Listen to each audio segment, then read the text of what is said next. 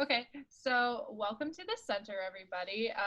Today we're going to be talking about personal cyber hygiene and just kind of encompassing some different questions from our various faculty and students for the Cyber Education Network and Training Resources. So I'm going to give you guys a little bit of an introduction about each person on our panel, and then we're going to get started with the questions. So Dr. Nebeki, would you like to start off? Oh, thank you, Sienna. Hi, I am Dr. Ida Ngambeki, and I'm an assistant professor at Purdue's Computer and Information Technology Department. I am also the faculty lead, faculty pedagogical lead at the Purdue CENTR. I'm also the director of the Cybersecurity Behavior Lab here at Purdue. So I do research related to the intersection of cybersecurity and human behavior, specifically focusing on those behaviors that make people more safe or less safe online. So cyber hygiene, cybersecurity behavior, social engineering, and cyber education.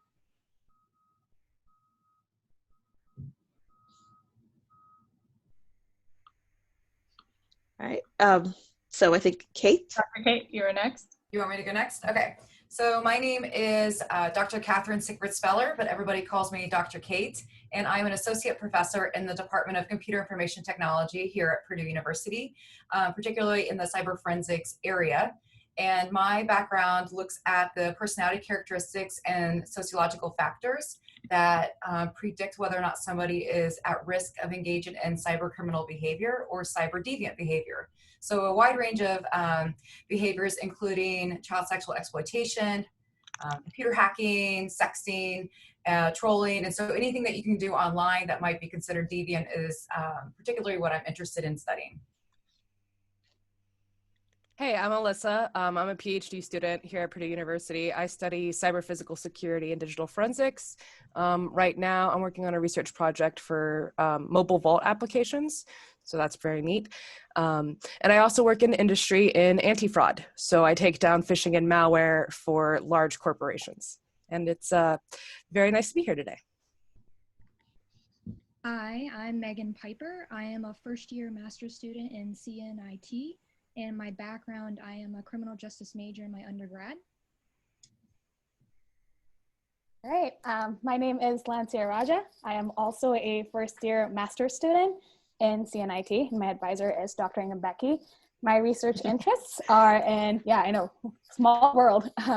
My research interests are in data privacy, more specifically looking at privacy protective behaviors that individuals engage in.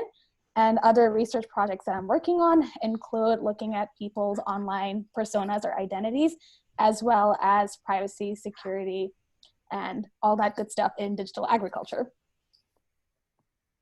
All right, great. Well, that's our panel. So my name's Sienna and I'm your moderator. And as you can see, we have a wide variety of panelists and with different backgrounds and interests. So I'm excited to see what their answers are on how they stay cyber safe. Okay, so we're going to start off with our first question, and it's how do you regulate your personal cyber hygiene and privacy? Things like, do you use VPNs or any kind of encrypted messaging or password managers, things like that? Well, personally, I have a very limited online presence. I have almost no social media presence, and I post nothing personal on my social media. I make sure I turn off all location tracking, and whenever I am downloading any apps or signing up for any online services or creating accounts, I'm always very careful about what they're asking for. And in fact, at times I decide not to install things because I don't like what they're asking for. I also have an alias that I use online. So for times when I do not want to be known, I have a different persona that I use. In terms of cyber hygiene, when it comes to my password management, I use passphrases wherever possible. When that is not possible, I try to create strong passwords using, the uppercase and lowercase and the numbers and letters and characters. I always use multi-factor authentication, and I separate my accounts by email. So I have multiple email accounts, and they're attached to different types of online accounts. So I'm fairly careful. I'd say I use some of the same things as well. But for me, the big two that I want everyone to get on board with is using multi-factor authentication or just two-factor, just like two-step SMS texts are better than nothing. They aren't necessarily as secure, but it's a good thing for everyone to start. And then a password manager, because I also don't reuse passwords, and I don't even know what my passwords are because they're so random. And I didn't make them. And because I don't even know what they are, I never have to worry about accidentally leaking my passwords or password reuse. So I also use a password manager and think it's a great first step to regulating cyber hygiene. So I have to echo what everyone else is saying. I'm trying to think of something that I do that hasn't already been mentioned. And for me, so I'm married and a lot of our accounts might be shared, right? Netflix, for instance. And I'm always getting an email saying, you know, you need to update your Netflix information. And so, of course, before I click on anything, I usually call my husband and say, did you do something? Or because every once in a while, he really did log in to update something and I'm getting the verification email, right? But other times it's definitely a phishing scam. So one of the things is I would say I'm super skeptical every time I get an email. And so I'm not quick to click on it or to take care of it right away. I usually want to do a little bit of investigation. So whether that's calling my bank to find out, like, why are you sending me this email? Or like I said, calling my husband and double checking. That my mom even once got an email from I think it was a Hulu account, thinking it was something related to what Joel and I have, since we have a family plan. And there she was putting in information. But luckily she got, you know, after they started asking strange questions, she called us right away. So I feel like it's really good for, you know, if you do have kind of a Netflix account or Hulu where you have multiple people on it, for everyone to have a plan on when you get those emails, who do you call to double check that it's real. So that's something I would recommend too. Yeah, well, I'm kind of new in all this, so I don't really use VPNs or password manager or encrypted messaging. Um, I kind of feel like I don't need to, just because I use like two networks, primarily like my home network, which is private, and Purdue's network, which is highly secure, I believe. So, but I do use different passwords for different accounts, and they're all kind of unique and hard to guess. So it's kind of what I do. I guess the perks of going last is that you can agree with what everybody said, but kind of adding on to what everyone's been saying. Of course, I don't use a password manager either, but that's also because I don't have a lot of online accounts like Dr. and Becky. And I also have a decently good memory when it comes to passwords. So in that sense, I think I'm a little lucky. One thing that I do take care of a lot, or I think about, not specifically now because it's just impossible to travel during COVID, but I do travel a lot. And so something that I'm always wary of is public networks, especially like in airports or when I'm a tourist and I'm going around, you know, I'm traveling. So I limit, as much as like I would like to have my internet and send pictures to my family and friends, I tend to limit how often I use public networks. And if there is a situation where I have to do that, so like for instance, I know on campus a couple of times if PAL is down, sometimes we're told, okay, use ATT Wi-Fi or whatever public networks are open. In cases like that, I do use a VPN. Otherwise, it's like my home network is private. PAL is pretty okay when it works. So that's usually what I do, is like very, very of public networks. And like Dr. Kate said, where I scrutinize things that come to my inbox or websites that I visit just to make sure that they're secure. Awesome. And the next question kind of feeds into a little bit of the things that I believe Dr. Nambeki, Alyssa, and Dr. Kate touched on, but how do you guys implement your cyber hygiene and privacy for your school and work? I know some of you have other jobs outside of being professors, being students, and most of us use one type of MFA for Purdue regarded resources, but do you guys use anything else regarding cyber hygiene for your school and outside jobs? Well, I think the most basic thing is I try to separate school and work. So I have devices that I use for work and devices that I use for personal stuff. And I try not to, because you definitely behave differently when you're dealing with the two. So I try not to cross those boundaries. I do try to back up my devices regularly.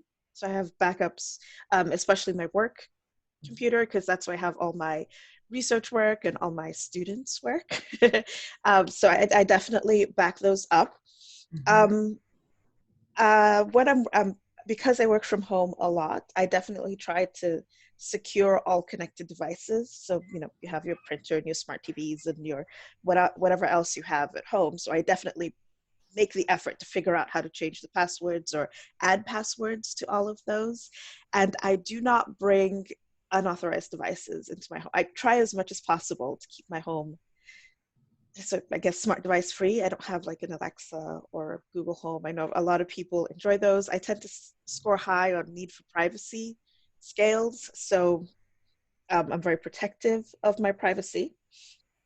Um, when it comes to my in communicating with my students, of course, a lot of this falls under FERPA, but I try not to send anything over unsecured systems. So any sensitive information, you don't send that over email.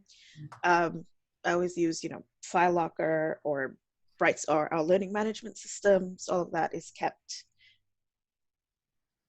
private. So, For me, I have, go ahead, Alyssa, sorry. Oh, no, you're good. I was going to say for me, my work requires that I sometimes talk about very sensitive topics over immediate formats. So everyone that I work with uses a secure messaging platform, either Signal or WhatsApp, depending on where they're located. So all of our communications are end-to-end encrypted. So I know that I can talk about my work without breaking any sort of privacy or security concerns from eavesdroppers or anyone else. Also, prior to a lot of people before COVID, I was traveling a lot. So it's the only messaging platform I'll use when I'm on a network I don't know. But we also have to take into consideration kind of the material we're working with. So I have a separate device. I do have VPNs, and I do use a lot of maybe security mitigation, like endpoint security and even ad blockers because of malvertising. So my work I do on a much more secured system, separate, or I use virtual machines when I can't have the convenience of having a second computer. So for me specifically, normally pre-COVID, I would get to travel a lot. And so there was one time where I used, and this is many years ago, I used a open Wi-Fi. That was a mistake. And so by the time I made it from Amsterdam, for my flight from Amsterdam to wherever I was going, I got some emails where some passwords have been changed, and I thought, well, that's not good. So I, from now on, always travel with something called Skyroam. So it's my personal hotspot. It's encrypted. It's always in my purse with me. So no matter where I am, if I have to answer work emails, or I feel like I don't have to find some open Wi-Fi, and I feel very secure and safe in my ability to communicate sensitive information, or information in general that maybe I don't want people to have access to. So that was one big lesson that I've learned, and I absolutely love my little Skyroam. Another thing that I do with my work is, I didn't mention this earlier, but I'm deputized and I work with the high-tech crime unit locally. And so, again, a lot, since that is a law enforcement unit, a lot of the work that I'm doing is sensitive information. And so we're really lucky here at Purdue that we can go to a physical location that's secured, that's on a separate network, and I'm able to do more sensitive research there that I would not be able to do at home, for instance, which again makes it difficult with COVID when we got shut down. But at least we do have a safe place to be able to engage in research with law enforcement that involves more sensitive data. Yeah, for school, Purdue uses the multi-factor authentication, password protection. And also I changed my passwords for my login semesterly. So they're kind of, you know, more unique. And but I do keep my files on backup on the cloud also. And then when I'm done with my files, I remove them completely from my hard drive. Mm-hmm. So I kind of delete and wipe my hard drive for my school stuff when I'm done with them. So. Yeah, I also like do similar things to what Megan said, because I never gave a lot of thought specifically to work-related things, at least not till COVID hit. And especially like, it's nice that in a way we do have some authorizations to come to Purdue and work from that physical location. So in that sense, when I'm doing things related to research that I might not necessarily be able to do on my own device, then it's really helpful to have that second system that's connected to Purdue's network. But outside of that, again, it's very similar to what I do personally in general, which is, using a VPN at home if I need to, and then using the cloud because that's connected to my email, which I use my password to get into anyway. And Purdue anyway asks you to change your passwords, I think every year or like 6 or 12 months, whatever that turnaround time is. So in that sense, again, like keeping a secure password and making sure that all of my information is backed up is like really helpful.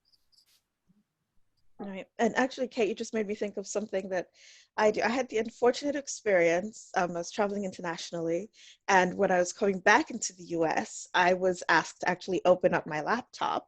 And yes, Yeah, they ask you to do extra that. screening, Yeah. right. And so since that, I think because I was coming from a country on a list, I guess. So ever since then, when I travel, I make sure I'm traveling with a device that doesn't have anything sensitive on it. So I have a special travel device. Yeah. Yes, I did the same thing when I went to Russia. I brought things that I didn't care that got taken, basically. So just out of that fear. But luckily it was only flying back when somebody got a hold of some information because I use an open Wi-Fi, and I will never, even hotels, I would not trust, especially traveling hotel Wi-Fi either. I'm super paranoid now. I always just use my hotspot. And hotspots are pretty accessible too. Like I know Yeah. when I used to travel between like the Middle East and India and then internationally, that's what we would do because there's just no telling what's happening in different places. And again, like because I used to travel internationally very often before COVID, I don't know that it's specific to different like specific countries, but I think anytime you enter the US, they ask you to like show your devices.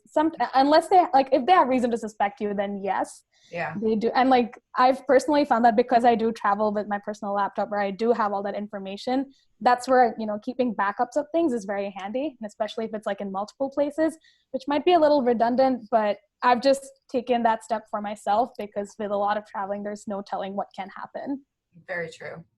All of you have transitioned very nicely into our final question, which is what kind of impact do you expect that COVID-19 will have on your cyber hygiene? This can be with regards to some of your guys' more specialized fields, with regards to cybercrime and fraud and phishing. So I'm interested to see what you guys have to say. Well, hopefully COVID will encourage everyone to take better care of their cyber hygiene, to pay more attention to their cyber hygiene. Usually that happens after somebody's had a scare or had some sort of breach that has affected them personally, not like the big breaches that everybody gets caught up in, but something that's targeted specifically at you. For me personally, of course, I'm teaching online this semester, this year. And so the things I've done, I've tried to limit the video conferencing that I use. So I'm not using, multiple things. Whenever possible, I do actually pay attention to the settings on all these things. So putting people in waiting rooms and admitting them so you know exactly who's coming into your meetings. Where possible, giving people passwords for meetings, limiting participants for meetings to, for example, just people at your institution. That's what I do for my classes. So if you're not using a Purdue account, you can't get in. That's one way I try to control security. I don't post sensitive documents on shared spaces. So we've been using Microsoft Teams, for example, a lot. So in the files there that everybody has access to, I don't post sensitive information there. I try to post it in the learning management system. So things like that in terms of managing my students' information. Kate or Alyssa? Okay. So I'm going to take a different spin on this from more of my research area. We've seen with COVID that unfortunately, because people are online more, we're seeing an increase in cyberbullying behaviors, cyber harassment, trolling as well, and unfortunately sextortion. And so again, this makes sense, right? The more time people are online, the more often you're going to see an increase in some of these more deviant behaviors. And so I think what COVID is really going to push now is more pressure on netiquette, right? And what it means to be a good digital citizen. So not just considering what our cyber hygiene is, but also things like, not taking screenshots of people when they're on their Zoom calls and you have meetings, because we all do forget that the camera's on us for a second and we might do something or make a funny face. And especially when we're seeing children now using technology and having kind of online classrooms, that's a major concern as well. And so the importance of educators and parents knowing how the technology is used. So thinking about weight rooms, like Dr. Ida mentioned, and thinking about other ways in which we can keep people safe. So like maybe not allowing the chat feature during a meeting because you don't know what somebody's going to be saying, things like that. So I would say that with COVID, there's going to be, I think, much more focus on etiquette and on how to be a good digital citizen. And that's for all ages, of course. For me, I've noticed that COVID has brought a lot of new fraud for us, obviously, being working in anti-fraud. So one of the things that we've seen a rise of is people's identities being taken from breaches, from large breaches. So kind of different from what Professor Nambeki said. These large breaches that have your data have been posted to the internet, and they are being recycled for unemployment scams, assistance scams, all sorts. Even someone, at my point of life, I still have a credit score, and so therefore have some sort of value to people. So what I do is first, I try to make sure I know what breaches I'm in, what services of mine have been breached, and obviously double check that data. But I'm also at a point where I'm like, hey, I don't need to make any major life changes, so I'll freeze my credit. Just in case anything were to happen, I've mitigated some of the risk of this problem by, having good cyber hygiene. So that's a big one. And I think COVID's also changed the way that we talk to people. So we have less boundaries with who we talk to. It might be more normal for your boss to send you a link and be like, hey, click this link and do this for me. So similar to Dr. Kate mentioned earlier, I do have a protocol, or I expect when someone sends me a link to either explain it or to check the domain, or just be a little bit more careful as we've changed the way we've started to talk to one another. So. And Alyssa, I'm going to jump in. How do you know what breaches you might have been at risk for or been involved in? So you mentioned that you check, but you didn't say how you do that. I check two different ways. You would hope that whoever you got breached by would send you an email, and I would say most of the time I do get an alert from them, but I use popular websites like Have I Been Pwned to just put in my email addresses that I get affected with, and all of them. I don't just check my personal email, I'll check my work email, my Purdue email, all sorts, just to make sure, hey, what's been in a breach lately, and take a look at it. Yeah, for me, COVID-19 really didn't impact my cyber hygiene in the way of taking more precautions per se, but I do feel like I'm more aware because I know working from home, and a lot of people working from home, opens up to the new risks kind of for them to take advantage of this situation and exploit more vulnerabilities. So I'm kind of just more aware of my behavior in the web, I guess, and more cautious and careful of what I do, just because I know that there's more people on there. And in particular, like suspicious emails I get, like don't click on anything, don't send anything through email, like personal information and stuff like that. So maybe just a heightened sense of awareness, I guess, of my surroundings. I think that all of us are in this position where we can see that we have that heightened sense of awareness and that we actually take care of our behaviors because we all have some sort of background in, cybersecurity or hygiene or whatever. But what I think is interesting with what COVID-19 has done in the way that we interact with people online is that people are now being forced in a way to use technology in such an extensive manner where they may have not before. So for instance, my mom's a fifth grade teacher back home in India, and prior to COVID-19, the school that she works at had no infrastructure whatsoever in place to transition classes to an online format. And so they've been learning, but I think in a way from like that privacy aspect, people may not necessarily be aware of all the different things or risks that they might encounter by using different technologies. So for instance, I'm a TA with Dr. Ngambeki for one of our classes, And one thing that we decided on for our exams is to not use proctoring software, because the particular one that we were looking at has a lot of risks and issues, to put it lightly, associated with it. And it's not just that one. There's many out there that, you know, I've seen people use, and they're saying, well, it's accessing all of these processes on my personal laptop, which don't have any relevance to the exam that I'm taking. And so, you know, that's something that I think, because of that background that we have, we were able to look at that really quickly and decide, okay, this is something that we don't need. But would the average person necessarily have that sort of heightened level of privacy literacy to decide whether what they're using is appropriate or not, or safe or not? So I think in a way, like, the pandemic might help people think about those things. There is some awareness brought to that situation, and maybe that might not happen unless something happens to them, or if there's like that big data breach that always happens that gets people's attention. Awesome. Well, that concludes our panel. So thank you to our lovely panelists. I didn't actually introduce myself at the beginning, so I'm gonna do that now. But my name's Sienna, and I'm also a first-year master's student along with Megan. And I guess the three things that we can kind of conclude from our panel overall is not to connect to random public networks, and be wary of any links you might receive in your emails, and to remember to change your password. And in order to stay more cyber safe and be more cyber aware and kind of have better awareness, you can refer to our website at polytechnic.purdue.edu/center for a cyber hygiene checklist. Right. That's all. That's all I got. All right. Recorded now.